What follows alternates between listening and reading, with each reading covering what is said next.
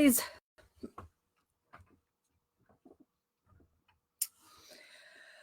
I just got home from my visit with Melissa. And so I figured I would pop on here to let you know how that visit went. We're not going to get off into the weeds, knock on wood. We're not discussing Stephen's case today or anything else. I just wanted to talk about the visit with Melissa. So if you don't know who Melissa Calusinski is, she is another case that I advocate for, and she is represented by Kathleen Zellner. She has been in prison for 10 years, almost 11 years. She worked at a daycare, and the 13-month-old little boy was in a bouncy chair on the floor, and she looked at him, and he was foaming at the mouth and turning blue. And emergency services were called, and the little boy was pronounced dead at the hospital.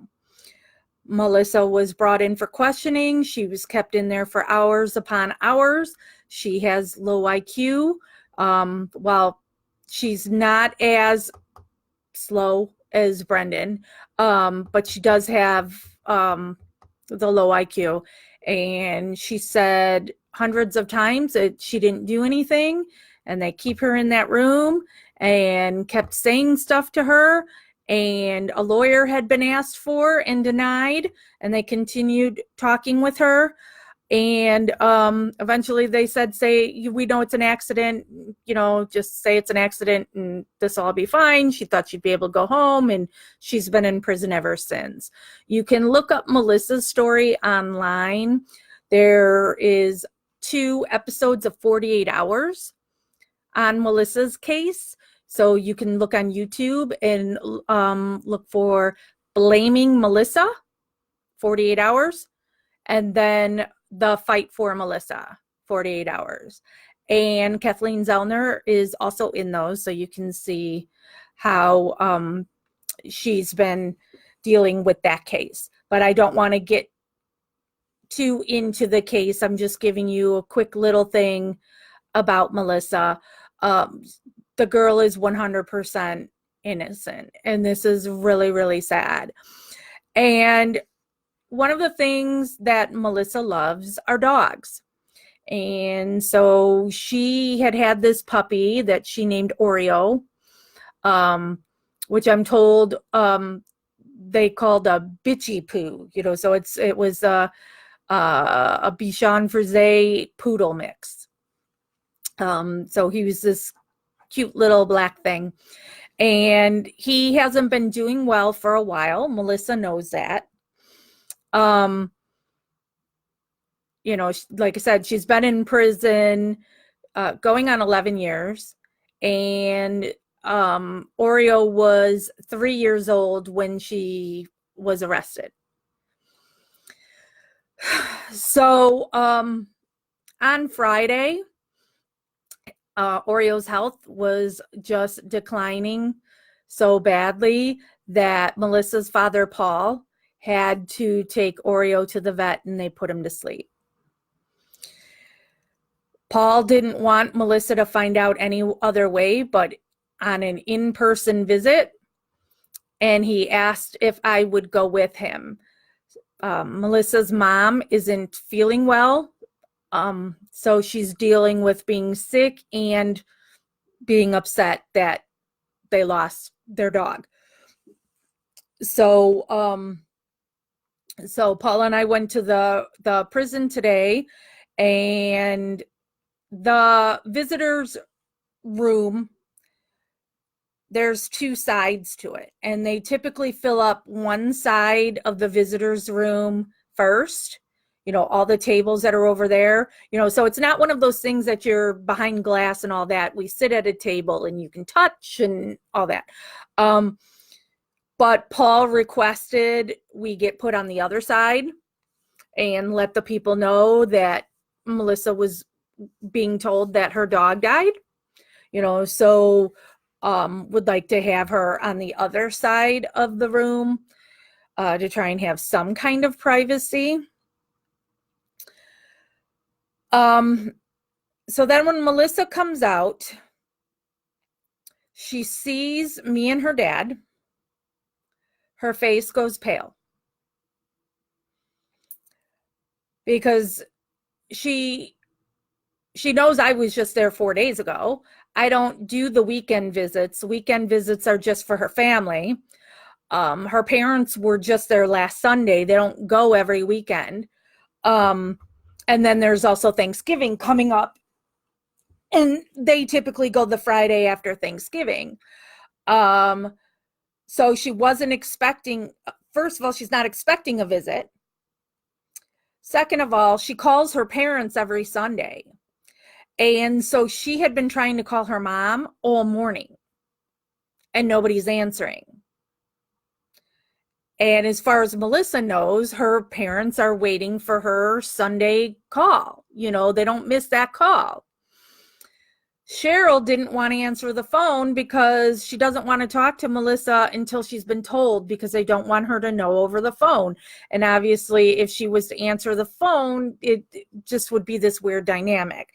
So Cheryl wasn't answering the phone. Then Melissa was even trying to call her sister, and it was busy. And so when she sees her dad and me and not her mom,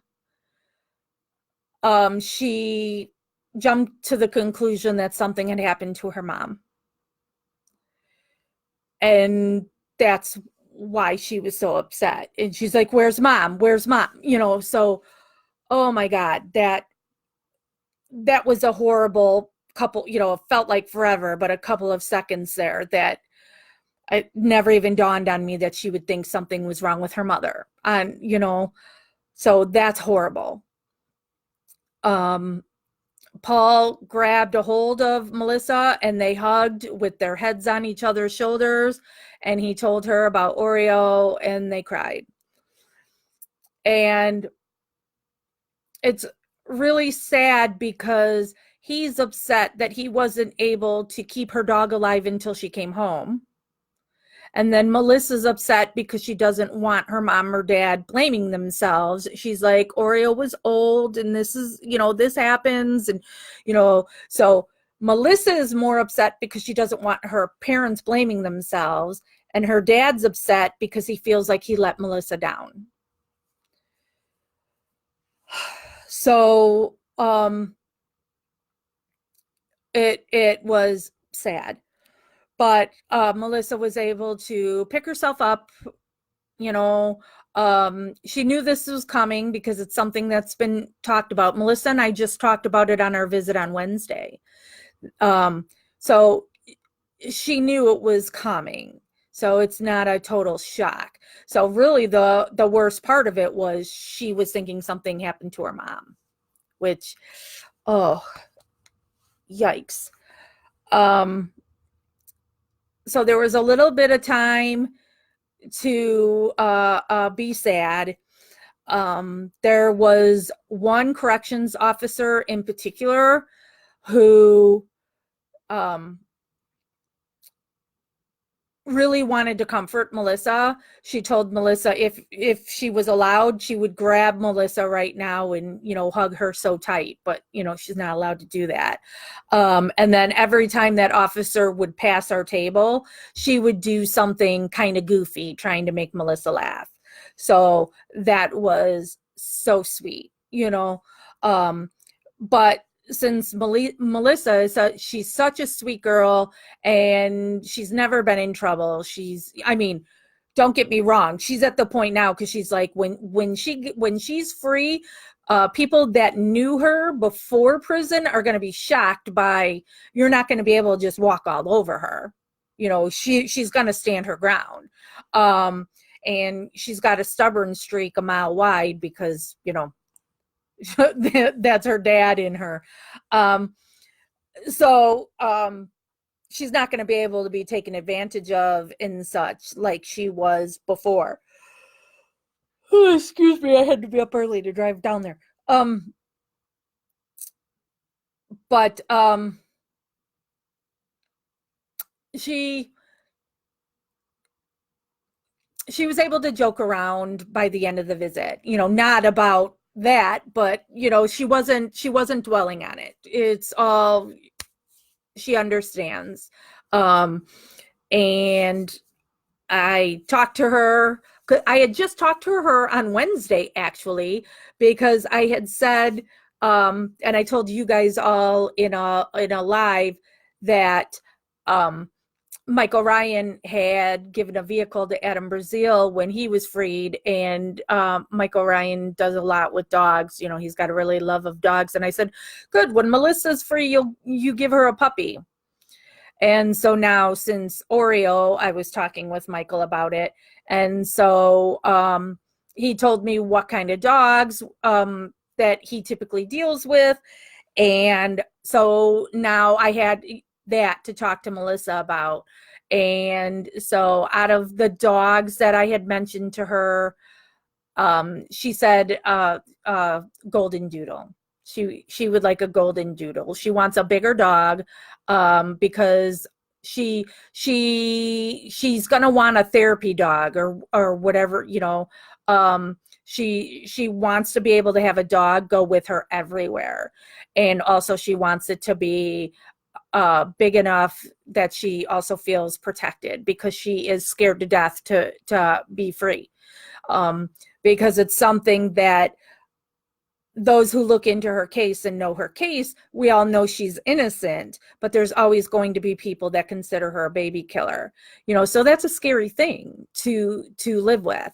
So she wants a therapy dog, and so out of the dogs that I mentioned to her, golden doodle is what she wants. She wants a boy. So I was messaging with Michael Ryan on my drive home, and so now he's going to write a letter to Melissa, and they can talk a puppy talk and all of that. So I told you guys in a prior live, don't say anything to Melissa until she's been told. She's now been told. I have posted on here before how you can write to Melissa. Please send her a note of condolence, or something to, cheer her up. She likes to know that she's got supporters. I did tell her also, all of you that had said to me that knew I was going to visit Melissa today to, give her a hug for you. So I just said to Melissa, there's so many people that want hugs passed on to you. You have a lot of people who care about you and want to make sure you're okay. So she knows that, and she thanks you all for caring. And her dad, I haven't been on a visit with her dad in a while, and it's funny because he just keeps buying her food and food and food. And so he would be up over to the vending machines, and Melissa's telling him the whole time, "Dad, I don't want it." Because of course at first too, she's like sick to her stomach from this news. She doesn't want to eat. But her dad wants to take care of his daughter, and it's something he can do to get food while he's there. So he just keeps getting up and going off to the vending machines and buying more food. And, and I was saying to Melissa, just let him do it, because it makes him feel good, because he gets to take care of you, and that, but Melissa also doesn't like the waste, because then she doesn't eat it all. And she's like, this is such a waste of food. She doesn't, and then she kept trying to get me to eat some, but like one of the things she was eating was gizzards, and it's like, nope, I'm good. She's like, you sure you don't want some? Yeah, I'm sure. So it was sad, but she knew that it wasn't far away. So like I said, if anybody wants to send her a letter, try to perk up her spirits some, please do, make her feel good, there's Thanksgiving right around the corner and the holidays. Melissa is very into her Catholic religion. So Christmas and such are a big deal to her. So Yeah, and I haven't, if anybody has made any comments, I haven't seen a single comment, but I know there's only 11 people on and this is a Sunday, but this is the window I have free because I have to meet up with my parents in an hour and a half. So I figured jump on right now and give the little summary of the visit with Melissa so you guys know how that went and that she knows now about the passing of Oreo, and y'all can send her a little, letter or card.